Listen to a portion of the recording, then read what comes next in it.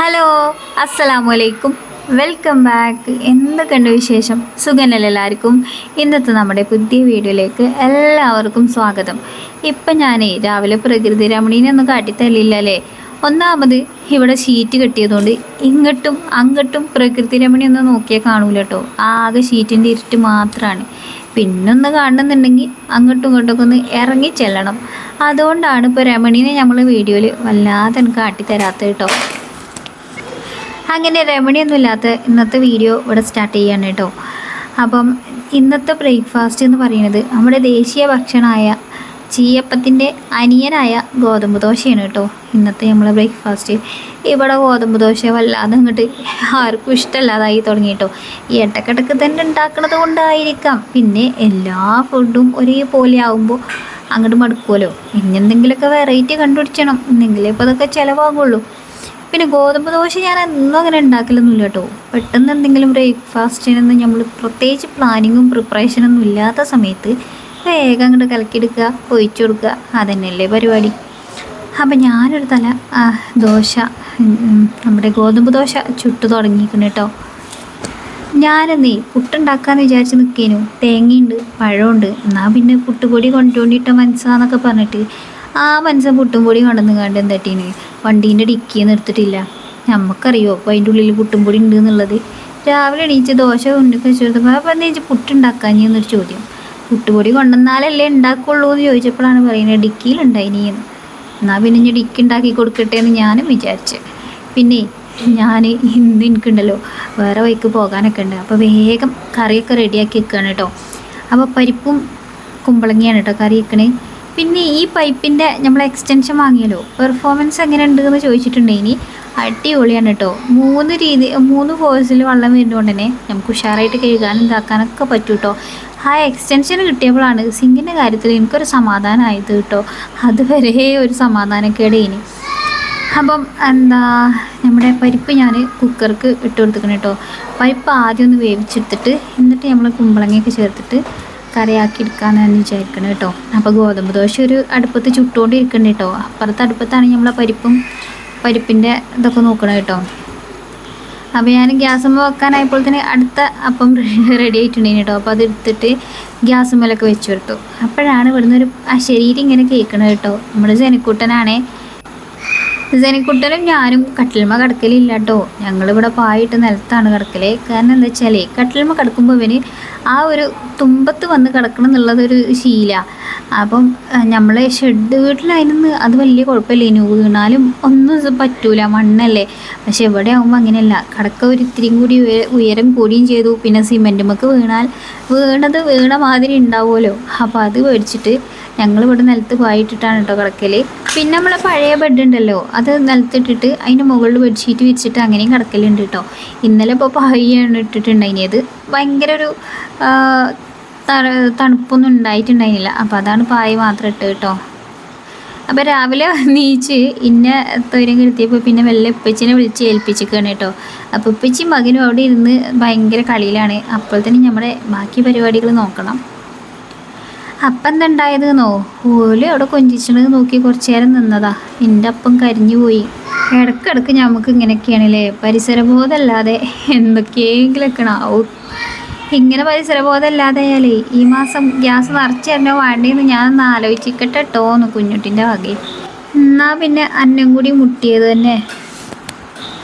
പിന്നെ കുറച്ച് ദിവസമായിട്ടുണ്ടല്ലോ ബീഫ് തന്നെ കേട്ടോ. അപ്പം ഇന്ന് ഞാൻ വിചാരിച്ചു ബീഫും മീനും ഒന്നും വേണ്ട, ഇന്നൊരു നാടൻ ലഞ്ചാക്കാമെന്ന് വിചാരിച്ചിട്ടാണ് കേട്ടോ. നമ്മളെ പരിപ്പും പിന്നെ കുമ്പളം ഒക്കെ ഒന്ന് തൊലിയൊക്കെ കളഞ്ഞെടുക്കട്ടെ കേട്ടോ. ഞാൻ പരിപ്പും കുമ്പളങ്ങയും കറിയും പിന്നെ തേങ്ങാ ചമ്മന്തിയും പിന്നെ വെണ്ടക്കുപ്പേരിയും അതാണ് കേട്ടോ പ്ലാൻ ചെയ്തിരിക്കുന്നത്.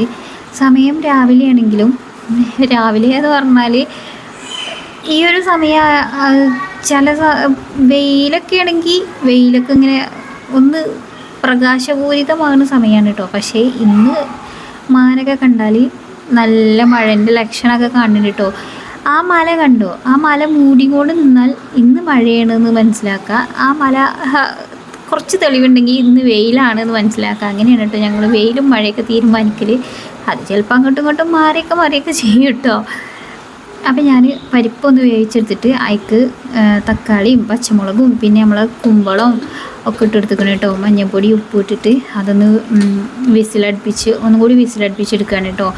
പിന്നെ ഞാൻ വെണ്ടയ്ക്കൊക്കെ കേക്ക് എടുത്തിട്ടുണ്ടെങ്കിൽ അത് നമുക്ക് കട്ടിംഗ് ബോർഡും വെച്ചിട്ട് കട്ട് ചെയ്തെടുക്കാം. അപ്പം ഞാനേ അതിസാഹസികമായി കട്ടിംഗ് ബോർഡും വെച്ചിട്ട് ഒന്ന് കട്ട് ചെയ്തെടുത്തിട്ടോ. പക്ഷേ നമുക്കിതാണ് നല്ലത്, ഇങ്ങനെ അരിയാനാണ് ഒന്നുകൂടി ഈസി എന്ന് എനിക്ക് തോന്നിയിട്ടോ. നമ്മൾ ചെറുതായിട്ട് ഉപ്പേരിക്ക് അരിയുമ്പോൾ കുന നരിയണമല്ലോ, അപ്പോൾ അതിന് ഒന്നുകൂടി ബെറ്റർ കൈയാണ്. അപ്പം ഞാൻ കൈ വെച്ചിട്ട് നമ്മളെ വെണ്ടക്ക ഒന്ന് അരിഞ്ഞെടുക്കുകയാണ് കേട്ടോ. വെണ്ടക്കുപ്പേരിക്ക് ഒരു ബീട്രൂട്ടും കൂടി ആയാലോ എന്ന് പറഞ്ഞിട്ട് സെനിമോനാണ് കേട്ടോ എനിക്ക് ഓരോന്നൊക്കെ കൊണ്ടുവന്ന് സഹായിക്കണം. ബീട്രൂട്ടും ഒക്കെ കൊണ്ടുവന്നിട്ടുണ്ട്. പിന്നെ ഞാൻ നേരത്തെ കുഞ്ഞുട്ടിനെ നോക്കാൻ ഏൽപ്പിച്ച ഞങ്ങൾ കണ്ടില്ലേ, ഒരു 10 മിനിറ്റിൽ കൂടുതൽ മൂപ്പരെ നോക്കാൻ കിട്ടൂല കേട്ടോ.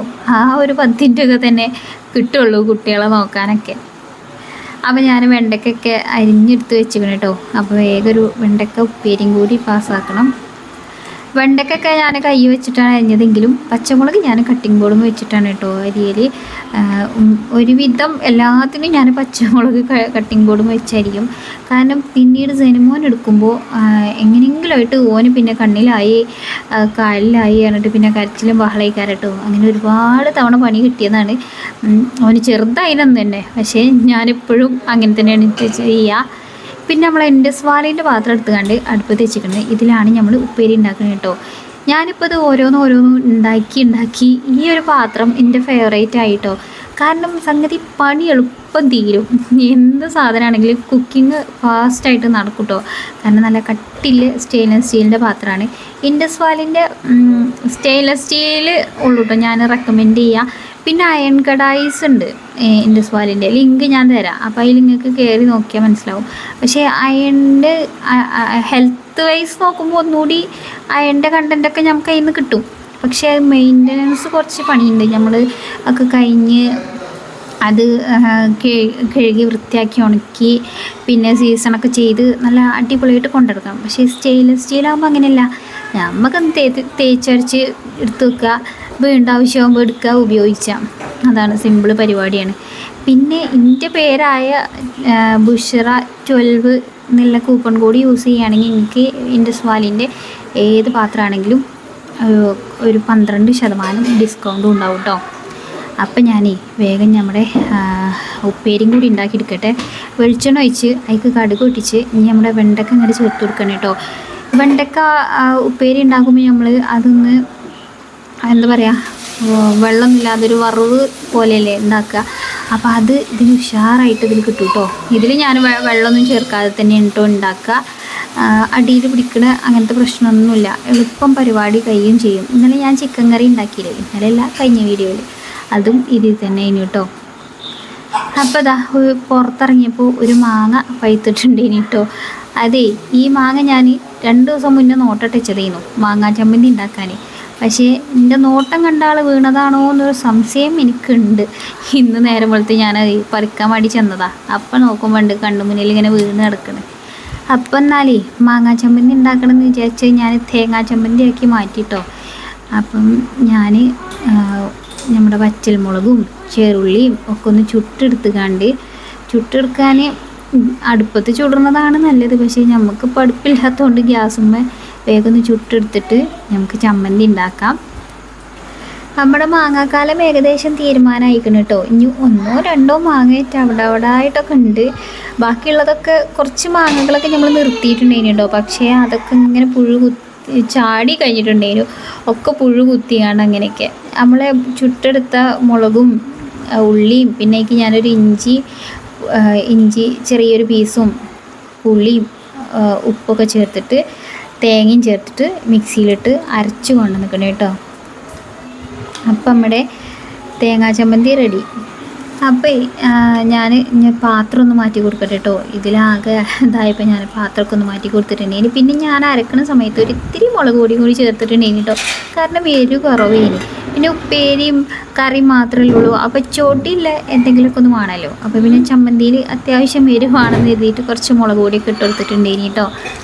പിന്നെ നമ്മുടെ കറി ഞാൻ തേങ്ങ നരച്ചിട്ടില്ല, വെറുതെ കടുകും പിന്നെ കറിവേപ്പിലയും വറ്റൽമുളകൊക്കെ ഇട്ടിട്ട് ഒന്ന് വറവിട്ടെടുത്തു. അപ്പം നമ്മുടെ കറി റെഡിയായി. അപ്പോൾ ഉച്ചക്കൊക്കെയുള്ള കറിയൊക്കെ റെഡി ആയിട്ടോ. ഇനി ചോറ് വെക്കണം. ഇന്ന് തല തിരിഞ്ഞിട്ടാണ് കേട്ടോ. മറ്റേത് ആദ്യം നമ്മൾ ചോറ് വെച്ച് ബാക്കി പിന്നെ കൂട്ടാനും പിന്നെയാണല്ലോ ഉണ്ടാക്കുക. ഇന്നിപ്പോൾ ഞാൻ പിന്നീടാണ് കേട്ടോ ചോറ് വെച്ചത്. അപ്പോൾ ആ ചോറ് വെന്ത് വരുന്ന സമയം കൊണ്ട് പിന്നെ എൻ്റെ പാത്രങ്ങൾ ക്ലീൻ ചെയ്യലും അകടിച്ചു വാരലും എല്ലാം കഴിഞ്ഞു കേട്ടോ. പിന്നെ ജനക്കുട്ടനെ കഞ്ഞിയും കൂടി കൊടുക്കണം, എന്നിട്ട് വേണം പോകാൻ. പോണത് എങ്ങോട്ടാ വെച്ചാൽ ലിയക്കുട്ടിക്ക് പനിയാണ് കേട്ടോ. ഇന്നലെ തുടങ്ങിയ പനിയാണ്. അപ്പോൾ പാരസെറ്റാമോളൊന്നും കൊടുത്തിട്ട് കുറവില്ല. അപ്പം ഇനി ഡോക്ടറെ കാണാൻ തന്നെ പോകണം. അപ്പോൾ ആൾക്ക് കഞ്ഞിയൊക്കെ കൊടുത്തിട്ട് വേണം ഞങ്ങൾക്ക് ഹോസ്പിറ്റലിൽ ഒന്ന് കൊണ്ടുപോയി കാണിക്കാൻ കേട്ടോ. ആൾ ഭയങ്കര ക്ഷീണത്തിലാണ് കേട്ടോ. കിടക്കന്നെ. അപ്പം ഞങ്ങൾ പിന്നെ ഓളയും കൊണ്ട് ഹോസ്പിറ്റലിലൊക്കെ വന്ന്, ഗവൺമെൻറ് ഹോസ്പിറ്റലിലാണ് കേട്ടോ വന്നത്, കരുനച്ചിയിലുള്ള. പക്ഷെ വന്ന് നോക്കുമ്പോൾ വലിയ തിരക്കൊന്നും ഉണ്ടായില്ല. ഞങ്ങൾ വന്ന് ഒരു അരമണിക്കൂറിനുള്ളിൽ ഞങ്ങൾ ഡോക്ടറെ കാണലും മരുന്ന് വാങ്ങലും ഒക്കെ കഴിഞ്ഞിട്ടുണ്ടേനി കേട്ടോ. അങ്ങനെ പിന്നെ മരുന്നൊക്കെ വാങ്ങിയിട്ട് ഞങ്ങൾക്കൊന്ന് ഇടയ്ക്കരയും കൂടി പോകാനുണ്ടേനി കേട്ടോ. അപ്പോൾ അത് പോണതൊന്നും ഞാൻ വീഡിയോ ഒന്നും എടുത്തിട്ടുണ്ടായിരുന്നില്ല. നമ്മൾ അടുക്കളയ്ക്ക് ആവശ്യമായിട്ടുള്ളൊരു സാധനം വാങ്ങാൻ വേണ്ടിയിട്ടാണ് കേട്ടോ പോയത്. അപ്പോൾ കുറേ ദിവസമായിട്ട് ഞാൻ വാങ്ങിക്കണം എന്ന് വിചാരിച്ചിട്ട് അങ്ങനെ വെച്ചിനൊരു സാധനം ഇനിയെ നമ്മൾ ഷെഡിൽ അതിനൊന്നും തന്നെ വാങ്ങണം എന്ന് മനസ്സിലിങ്ങനെ വിചാരിച്ചിട്ടുണ്ടേനു. പക്ഷേ അവിടെ ആകുമ്പോൾ വാങ്ങിയാൽ പിന്നെ അതൊന്നും വെക്കാനുള്ള സ്ഥലമല്ല. മക്കളൊക്കെ അങ്ങോട്ട് ഇങ്ങോട്ട് ഇരുത്തി അതിൻ്റെയൊക്കെ പണി തീർക്കുമല്ലോ എന്ന് വിചാരിച്ചിട്ട്. അപ്പോൾ ഇത് കടയിൽ നിന്ന് തന്നെ ഒരു അൺബോക്സിങ് കഴിഞ്ഞതാണ് കേട്ടോ. പിന്നെ അത് ഒക്കെ ഒന്ന് സെറ്റപ്പാക്കി അങ്ങനെ തന്നത് ഇനിയെ. അപ്പം ഞാൻ ഓൺലൈനിലും ഞാൻ കുറച്ചൊക്കെ സെർച്ച് ചെയ്ത് നോക്കിന് കേട്ടോ. ഈ സാധനം ഫ്ലിപ്പിൽ നോക്കിയിട്ടുണ്ടേനി. ആ വിലയും ഈ വിലയും ഏകദേശമൊക്കെ ഒരേപോലെ തന്നെ. പിന്നെ ഇതിന് 1600 രൂപയാണ് കേട്ടോ. ഇത് 1 ലിറ്ററിൻ്റെ. അപ്പം അത്രയും പൈസ കൊടുത്തുകൊണ്ട് ഓൺലൈനിൽ വാങ്ങാൻ എനിക്കൊരു ഇത് കേട്ടോ. ഞാൻ ഇതുവരെ അത്ര പൈസ കൊടുത്തിട്ടുള്ളതൊന്നും വാങ്ങിച്ചിട്ടില്ല. പിന്നെ കടയിൽ നിന്നാകുമ്പോൾ നമുക്ക് എന്തെങ്കിലുമൊക്കെ കംപ്ലൈൻറ്റ് ഉണ്ടെങ്കിൽ അങ്ങോട്ട് കൊണ്ട് ചെല്ലാമല്ലോ. അപ്പോൾ അത് വിചാരിച്ചിട്ട് 1 ഇയർ വാറണ്ടിയൊക്കെ ഉണ്ട് കേട്ടോ. ഇപ്പം നമുക്ക് ഈ അടുപ്പില്ലാത്തതുകൊണ്ട് ഗ്യാസുമ്മ ഇങ്ങനെ വേവിച്ച് കുറേ സമയം അപ്പോൾ എനിക്കൊരു ഇങ്ങനെ അടങ്ങാറാണ് കേട്ടോ. ഗ്യാസ് എത്രയാണ് കഴിയണമെന്നുള്ളൊരിതാണ്. പിന്നെ ഇടയ്ക്കൊരു വെയിലും തക്ക ഉണ്ടായാൽ ഞാൻ വേഗം അടുപ്പത്ത് തന്നെയാണ് കേട്ടോ. ഇനിയിപ്പോൾ 2 ചിരട്ടയൊക്കെ വെച്ച് കൊടുത്തിട്ടാണെങ്കിലും ഒന്ന് തീയനൊക്കെ ഒന്ന് സോപ്പിട്ട് ഞാൻ അടുപ്പത്ത് തന്നെയാണ് ഉണ്ടാക്കുക. പക്ഷേ ഗ്യാസ് നോക്കുമ്പോൾ എനിക്ക് ഭയങ്കര ഒരു അടങ്ങേറായിനി. അപ്പോൾ ഇനിയിപ്പോൾ ആ ഒരു അടങ്ങേറിന് സമാധാനമായി. അപ്പോൾ ഇതിനെക്കുറിച്ച് ഡീറ്റെയിൽസൊക്കെ അറിയണോലൊക്കെ ഒന്ന് പറയട്ടോ. നമുക്ക് ഈ യന്ത്രത്തിൻ്റെ പ്രവർത്തനമൊന്നും അറിയില്ലല്ലോ. അപ്പം നിങ്ങൾ ചോറ് വെക്കാനും പിന്നെ വേറെ എന്തിനൊക്കെയാണ് ഉപയോഗിക്കുന്നത് എന്നൊക്കെ ഉള്ളത് ഒക്കെ ഒന്ന് കമൻ്റായിട്ട് ഇടണം കേട്ടോ. അങ്ങനെ അന്ന് വൈകുന്നേരത്താണ് കേട്ടോ ആര്യാടും ഷൗക്കത്ത് വരുന്നുണ്ട് എന്ന് പറഞ്ഞാണ്ട് അങ്ങനെ ഞങ്ങളെല്ലാവരും വന്ന് ഇവിടെ റോട്ടിൽ വന്ന് നിൽക്കണം കേട്ടോ. ആര്യാടും ഷൗക്കത്തിനെ കാണാൻ വേണ്ടിയിട്ട്. ഞങ്ങൾക്ക് അങ്ങനെ ഇന്ന പാർട്ടിന്നൊന്നുമില്ല കേട്ടോ. നമ്മൾ ഏത് വണ്ടിക്കാർ വന്നാലും ഇതേപോലെ വരും കേട്ടോ. മക്കൾക്ക് അത് കാണാനൊരു കൗതുകമാണ്. അപ്പോൾ കൂടെ ഇങ്ങനെ ജാതിയും റാലിയൊക്കെ ഉണ്ടാകുമ്പോൾ ഞമ്മക്കും അത് കാണാനൊരു സന്തോഷം, ഒരു കൗതുകമൊക്കെയാണല്ലോ. അതിനിപ്പോൾ ഏത് പാർട്ടിൻ്റെതായാലും നമ്മളിങ്ങോട്ട് കയറി വന്ന് ഇതൊന്ന് കാണും കേട്ടോ. അപ്പോൾ കുട്ടികളൊക്കെ ഇങ്ങനെ വണ്ടി പോന്നപ്പോൾ ഞങ്ങളും പോകുന്നത് ഇനി കേട്ടോ. അപ്പോൾ അതൊന്നും ഞാൻ ജസ്റ്റ് ഒന്ന് വീഡിയോ എടുത്തതാണേ. അങ്ങനെ ആര്യാടും ചൗക്കത്ത് ഒരു ടാറ്റയൊക്കെ തന്നു പോയി. ബാക്കിലുള്ള ക്യാമറമാനും ഒരു ടാറ്റയൊക്കെ തന്നിട്ടോ. അപ്പോഴാണ് ശരിക്കും ഞങ്ങളെ കിളി മാറിയത് കേട്ടോ. ഓനതൊക്കെ വീഡിയോ പിടിച്ചിരിക്കണേ. ഇനി വല്ല പത്രത്തിലോ വല്ല ന്യൂസ് ചാനലിലൊക്കെ വരും ചിലപ്പോൾ ഞങ്ങളുടെയൊക്കെ ഫോട്ടോ. അതൊക്കെ അപ്പോഴാണ് കേട്ടോ. ഓൻ ടാറ്റ തന്നു പോയ സമയത്താണ് ഇവൻ ഇതൊക്കെ വീഡിയോ ഒപ്പിയെടുത്തിക്കണല്ലോ എന്ന് ആലോചിച്ചത്. ഇപ്പോൾ ചിലരെങ്കിലും വിചാരിക്കും ഈ പെണ്ണ് ഈ നാട്ടിലൊന്നും ഇല്ലേ, ഈ നാട്ടിലൊന്നും നടക്കുന്നതൊന്നും അറിയണില്ലേ, ന്യൂസൊന്നും കാണില്ലേ, ഒരു വിമാനാപകടത്തിൽ എത്ര ആളുകളാണ് ജീവൻ നഷ്ടപ്പെട്ടത്, എന്നിട്ടുള്ള സന്തോഷമായിട്ടാണല്ലോ വീഡിയോ ചെയ്യണത് എന്നൊക്കെ നിങ്ങൾ ചിലരെങ്കിലും കമൻ്റ് ഇടാനൊക്കെ ഇങ്ങനെ നിൽക്കുന്നുണ്ടാവും. അപ്പോൾ ഞാനതൊക്കെ അറിയുന്നുണ്ട്, കാണുന്നുണ്ട്, ന്യൂസ് ചാനലുകളൊക്കെ കാണുന്നുണ്ട്, ഓരോരുത്തരുടെ കുടുംബങ്ങളും കരയണതൊക്കെ കാണുന്നുണ്ട്. എന്താ പറയുക, നമുക്കൊക്കെ ഓൾക്ക് ക്ഷമ കൊടുക്കട്ടെ എന്ന് പ്രാർത്ഥിക്കാനല്ലേ പറ്റുള്ളൂ. എനിക്കതേപോലെ ഒരു സങ്കടം തന്നെയാണ് കേട്ടോ. എൻ്റെ ഫ്രണ്ടിൻ്റെ എന്താ പറയുക, ഞങ്ങളത്ര നല്ല ഉറ്റ സുഹൃത്തുക്കളാണ്.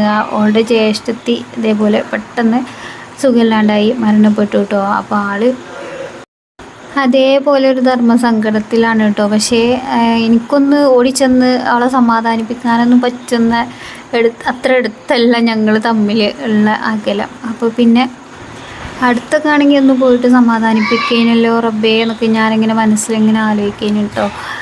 അപ്പോൾ എന്താ പറയുക, എല്ലാവർക്കും ക്ഷമ കൊടുക്കട്ടെ എന്ന് പ്രാർത്ഥിക്കുക. അപ്പം നിങ്ങളൊക്കെ ദുആയിൽ ഉൾപ്പെടുത്തുക. സങ്കടപ്പെടുന്നവർക്കൊക്കെ ഒരു സന്തോഷ നിമിഷം പഠിച്ചും കൊടുക്കട്ടെ അല്ലേ. അപ്പോൾ ഇന്നത്തെ വീഡിയോ ഇത്രേ ഉള്ളൂ. വീണ്ടും നല്ലൊരു വീഡിയോ ആയിട്ട് വരാം. അസ്സലാമു അലൈക്കും. Bye bye.